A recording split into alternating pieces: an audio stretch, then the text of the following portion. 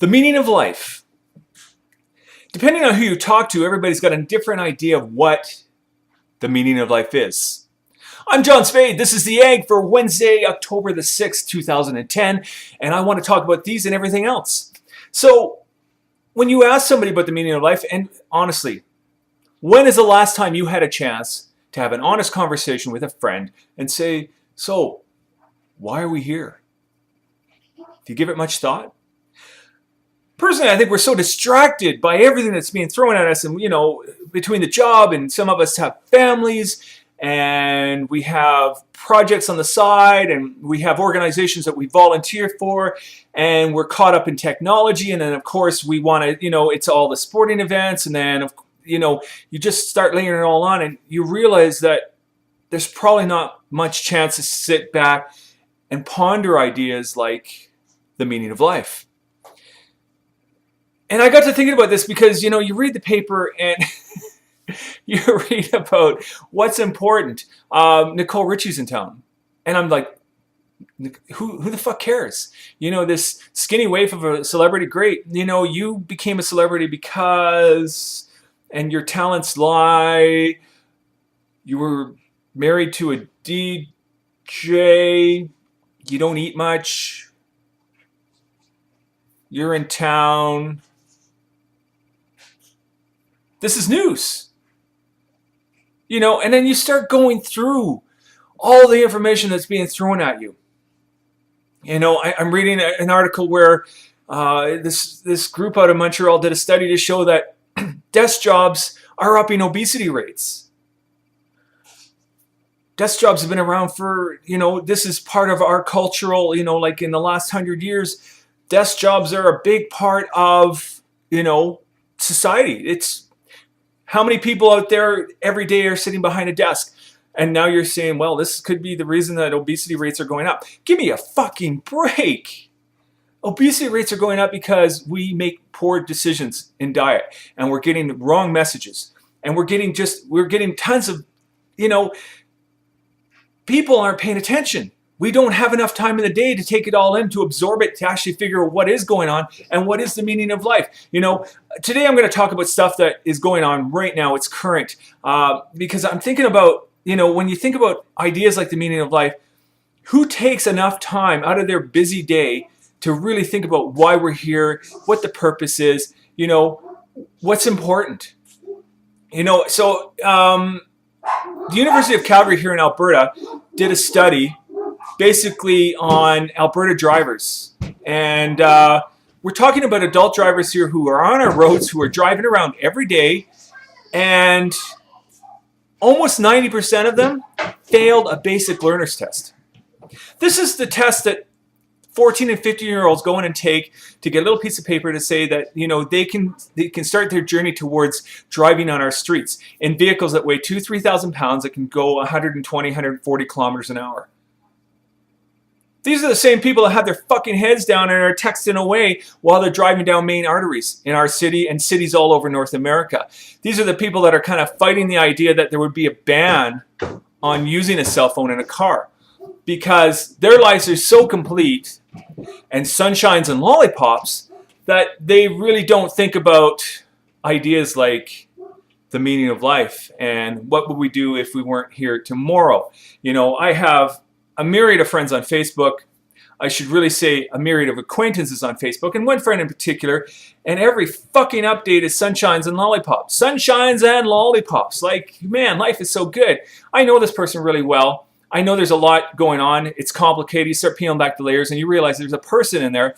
But we're at a point now where we're so consumed with consuming and taking in all the information that we're given. And honestly, how much is being retained? And are we making good choices? Are we, so staying with, the topic today, what's going on in the news. A couple of polls that were done this week. One is local, Calgary.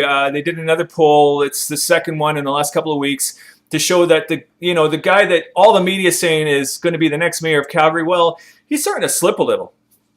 But he's still in the lead. And these other people are coming up. And I think about 90% of people failed a basic learner's test. Now, learner's test is designed to give 14 and 15-year-old kids a chance to get started on their way to being able to drive a vehicle.